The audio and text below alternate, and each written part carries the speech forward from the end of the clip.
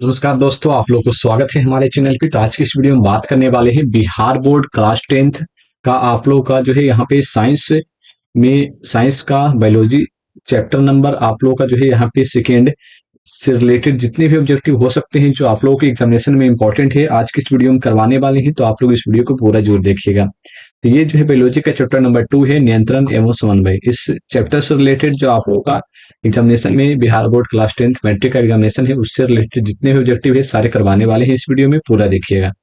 सबसे पहला जो सवाल आप लोग को देखने को मिलेगा, दिया गया है हार्मोन स्रावित होता है। हार्मोन जो है स्रावित होता है, कहां से स्रावित होता है? पहला ऑप्शन दिया गया अंतःस्रावी ग्रंथि से, दूसरा ऑप्शन दिया गया बहिस्रावी ग्रंथि से, नालिका ग्रंथि से, इनमें से कोई नहीं। तो इसका सही उत्तर हो जाएगा ऑप्शन नंबर ए, अंतःस्रावी ग्रंथि से।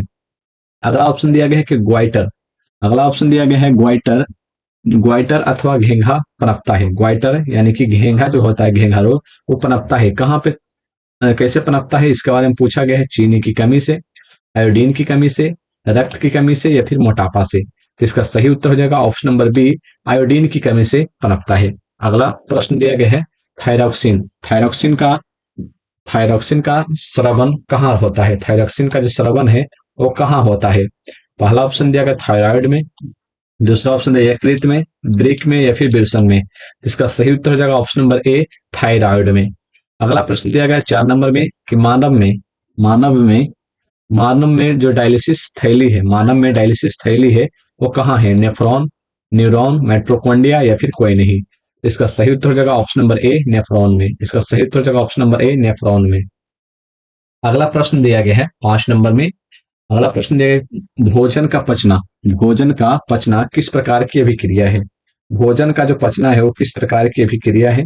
पहला ऑप्शन दिया गया उपचयन अभिक्रिया है, संयोजन अभिक्रिया है, अपचयन अभिक्रिया है, विस्थापन अभिक्रिया है। इसका सही उत्तर हो जाएगा ऑप्शन नंबर ए, उपचयन अभिक्रिया है।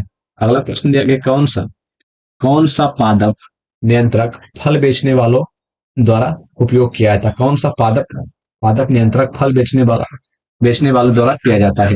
यानी कि यहाँ पर यह कहा जा रहा है कि कौन सा पादप नियंत्रक है, कौन सा पादप नियंत्रक है जो फल बेचने वालों द्वारा किया जाता है, फल बेचने वालों द्वारा किया जाता है। जिसका पहला ऑप्शन आप लोग को दिया गया है एबिसिक्सिस अम्ल, दूसरा ऑप्शन दिया गया जिब्रेलिन, तीसरा ऑप्शन दिया गया थाइलिन, या फिर ऑक्सीजन। इसका सही उत्तर हो जाएगा ऑप्शन नंबर सी, 6 नंबर का। 6 नंबर का सही उत्तर हो जाएगा ऑप्शन नंबर सी। अगला प्रश्न दिया गया है कि वह संरचना जो उद्दीपन की पहचान करती है, वह संरचना जो उद्दीपन की पहचान करती है क्या कहलाती है? वह संरचना जो उद्दीपन की पहचान करती है क्या कहलाती है? पहला ऑप्शन दिया ग्राही कहलाता है, प्रवाहक, या फिर उत्तरदायित्व, या फिर बेचैनी कहलाता है। इसका सही उत्तर हो जाएगा ऑप्शन नंबर ए, ग्राही कहलाता है। 8 नंबर प्रश्न में दिया गया है कि निम्नलिखित में कौन सी एक अंतःस्रावी और बाह्यस्रावी, निम्नलिखित में से कौन सी एक अंतःस्रावी और एक बाह्यस्रावी दो प्रकार की यहाँ पे ग्रंथि है? पहला ऑप्शन दिया गया है अग्नाशय, थायराइड, पैराथायराइड, या फिर पिट्यूटरी। तो जो अग्नाशय है वो अंतःस्रावी ग्रंथि भी है और बाह्यस्रावी ग्रंथि भी है। ठीक है। अगला प्रश्न दिया गया 9 नंबर में, 9 नंबर में दिया गया है कि कौन सी अंतःस्रावी ग्रंथि वृक्क के दोनों ओर ऊपर स्थित होते हैं? जो वृक्क है उसके दोनों ओर स्थित होते हैं। पहला ऑप्शन दिया गया है गोनेट्स, दूसरा ऑप्शन दिया गया पिट्यूटरी, तीसरा ऑप्शन दिया अग्नाशय, या फिर एड्रेनिल। इसका सही उत्तर हो जाएगा ऑप्शन नंबर डी, इसका सही उत्तर हो जाएगा। अगला प्रश्न दिया गया कि जीवों में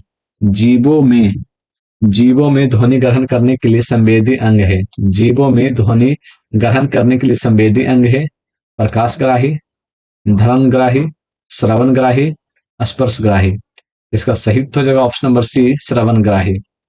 अगला प्रश्न 11 नंबर में दिया गया है कि वृक्क के ऊपर स्थित अंतःस्रावी ग्रंथि है, वृक्क के ऊपर स्थित अंतःस्रावी ग्रंथि है।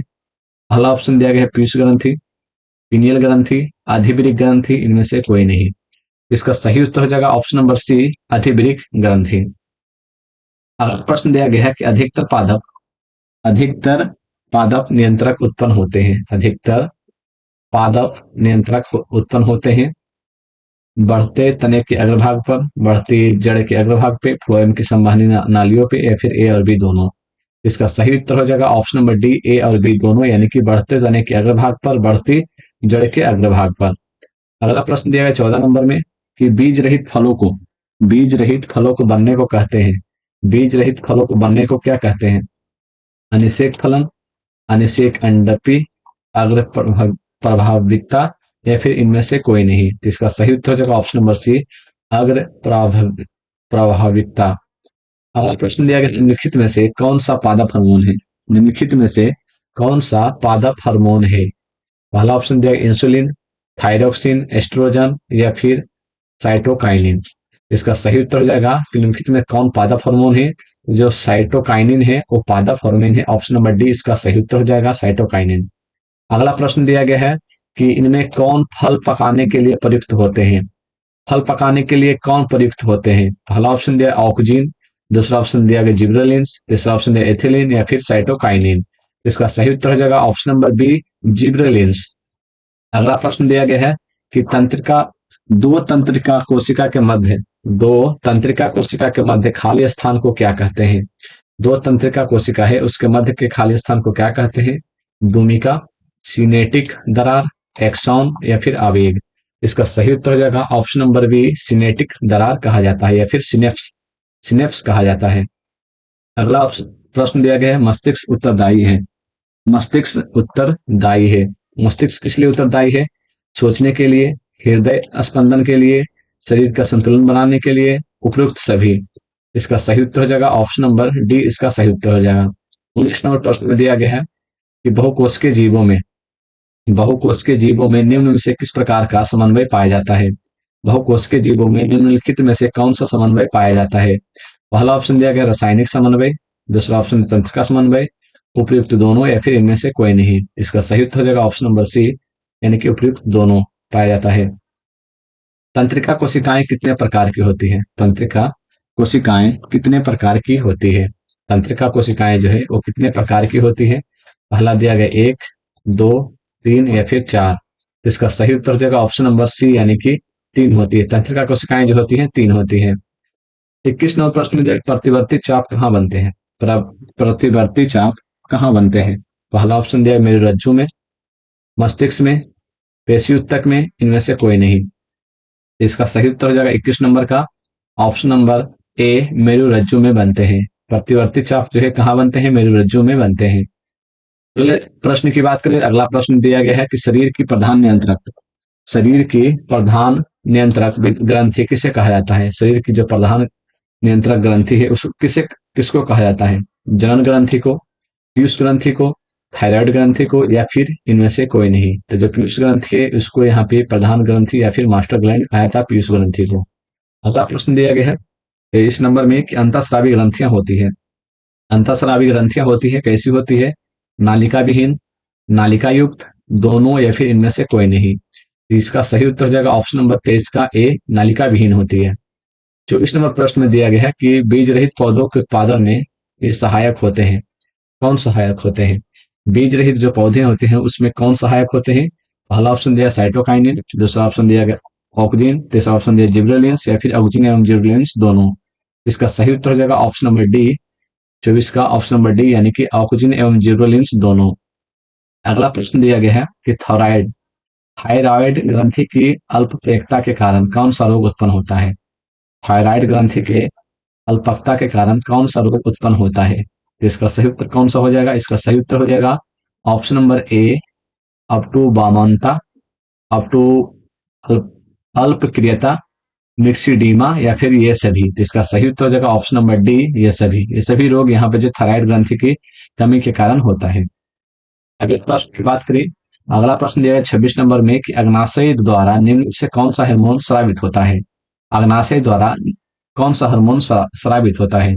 पहला दिया गया है इंसुलिन, ग्लूकोगॉन, दोनों, या फिर यहाँ पर इनमें से कोई नहीं। तो इसका सही उत्तर हो जाएगा ऑप्शन नंबर सी, दोनों स्रावित होता है, इंसुलिन भी स्रावित होता है और ग्लूकोगॉन भी स्रावित होता है। अगला प्रश्न दिया गया कि पत्तियों को मुरझाने पत्तियों का मुरझाना किस पादप हार्मोन पत्तियों का जो मुरझाना है किस पादप हार्मोन के कारण संभव होता है? तो पहला ऑप्शन दिया गया है जिब्रेलिन के कारण, दूसरा ऑप्शन दिया गया है साइटोकाइनिन के कारण, तीसरा ऑप्शन दिया एब्रेसिक अम्ल के कारण, या फिर सभी सही है। इसका सही उत्तर हो जाएगा ऑप्शन नंबर सी, एबिसिक अम्ल एसिड के कारण जो है यहाँ पे पत्तियों का मुरझाना संभव होता है। अगला प्रश्न दिया गया 28 नंबर में कि स्रावित होने वाले हार्मोन, स्रावित होने वाले हार्मोन का समय, स्रावित होने वाले हार्मोन का समय और मात्रा किस किस क्रियाविधि द्वारा, किस क्रियाविधि द्वारा नियंत्रित किया जाता है, किस क्रियाविधि द्वारा नियंत्रित किया जाता है। पहला ऑप्शन दिया गया है स्रवण द्वारा, परिशोधन द्वारा, अनुक्रिया द्वारा या फिर पुनर्भरण द्वारा। तो इसका सही उत्तर हो जाएगा ऑप्शन नंबर डी, इसका सही उत्तर हो जाएगा। अगला प्रश्न दिया गया है कि 29 में कि जड़ का अधोगामी वृद्धि है, जड़ का अधोगामी वृद्धि क्या है। पहला ऑप्शन दिया प्रकाश अनुवर्तन, गुरुत्वानुवर्तन या फिर जलानुवर्तन या फिर रसायनुवर्तन। इसका सही उत्तर हो जाएगा गुरुत्वानुवर्तन। जो जड़ का अधोगामी वृद्धि होता है वो गुरुत्वानुवर्तन होता है। अगला प्रश्न दिया गया 30 नंबर में पॉन्स, पॉन्स मेडुला और अनुमस्तिष्क, पॉन्स मेडुला और अनुमस्तिष्क किस ब्रेन का पार्ट है, किस ब्रेन का पार्ट है। पहला ऑप्शन दिया गया है अग्र मस्तिष्क, मध्य मस्तिष्क, पश्चिम मस्तिष्क या फिर क्रम मस्तिष्क। इसका सही उत्तर हो जाएगा पॉन्स मेडुला और जो अनुमस्तिष्क है वो पश्चिम मस्तिष्क का भाग है। अगला प्रश्न दिया गया है कि निम्नलिखित में से कौन सी अनैच्छिक क्रिया नहीं है। ऐच्छिक क्रिया नहीं है कि मतलब क्या हुआ कि ऐच्छिक क्रिया के बारे में पूछा जा रहा है। ठीक है, ऐच्छिक क्रिया के बारे में पूछा जा रहा है। बमन, चबाना, लाराना, धड़कना, हृदय का धड़कना। हृदय का धड़कना जो है अनैच्छिक क्रिया है। यहाँ पे लार आना अनैच्छिक क्रिया है, बमन जो है अनैच्छिक क्रिया है, चबाना, चबाना ये यहाँ पे जो है ऐच्छिक क्रिया है। तो यहाँ पर आप लोग पूछा गया अनैच्छिक क्रिया नहीं है। नैच्छिक क्रिया कौन नहीं है, चबाना जो है नहीं है। अगला प्रश्न दिया गया है जिसमें आप लोग बताया गया है कि अबटू ग्रंथि, अबटू ग्रंथि, अबटू ग्रंथि को थायरॉक्सिन हार्मोन बनाने के लिए क्या आवश्यक है। अबटू ग्रंथि को थायरॉक्सिन हार्मोन बनाने के लिए क्या आवश्यक है। पहला ऑप्शन दिया गया है सोडियम को, क्लोरीन को, फास्फोरस को, इनमें से सभी। इसका सही उत्तर हो जाएगा ऑप्शन नंबर ए, सोडियम को। इसका सही उत्तर हो जाएगा ऑप्शन नंबर ए, सोडियम को। 33 नंबर प्रश्न में दिया गया है, 33 नंबर में दिया गया कि मस्तिष्क का कौन सा भाग, मस्तिष्क का कौन सा भाग, मस्तिष्क का कौन सा भाग शरीर की स्थिति तथा संतुलन, स्थिति तथा संतुलन का अनुरक्षण करता है। पहला ऑप्शन दिया अग्र मस्तिष्क करता है, मध्य मस्तिष्क, अनुमस्तिष्क, इनमें से सभी। तो सी का इसका सही उत्तर हो जाएगा अनुमस्तिष्क। अगला प्रश्न दिया 34 नंबर में कि पादप हार्मोन, पादप हार्मोन साइटोकाइनिन सहायक है। पादप हार्मोन में साइटोकाइनिन सहायक है, किस लिए सहायक है। परोह के अग्रभाग की लंबाई की वृद्धि के लिए, तने की वृद्धि के लिए, पादप का प्रकाश की ओर मुड़ने के लिए, इनमें से सभी। तो साइटोकाइनिन जो है प्रोह के अग्रभाग की लंबाई के में वृद्धि के लिए है। तो इसका सही उत्तर हो जाएगा ऑप्शन नंबर ए। अगला प्रश्न दिया गया है 35 नंबर में कि अनुकूचन गति किस पौधे पर प्रमाणित किया जाता है। अनुकूचन जो गति है वो किस पौधे पर प्रमाणित किया जाता है। पहला ऑप्शन दिया गया है छुई मुई पर, घृत कुमारी पे, कैंडुला पे या फिर कैक्टस पर। तो इसका सही उत्तर हो जाएगा ऑप्शन नंबर ए, छुई मुई पर। अगला प्रश्न दिया गया वृक्क किस तंत्र का भाग है। वृक्क जो है किस तंत्र का भाग है। पहला ऑप्शन दिया पाचन तंत्र का, परिसंचरण तंत्र का, उत्सर्जन तंत्र का या फिर श्वसन तंत्र का। इसका सही उत्तर हो जाएगा 36 नंबर का ऑप्शन नंबर सी, उत्सर्जन तंत्र का।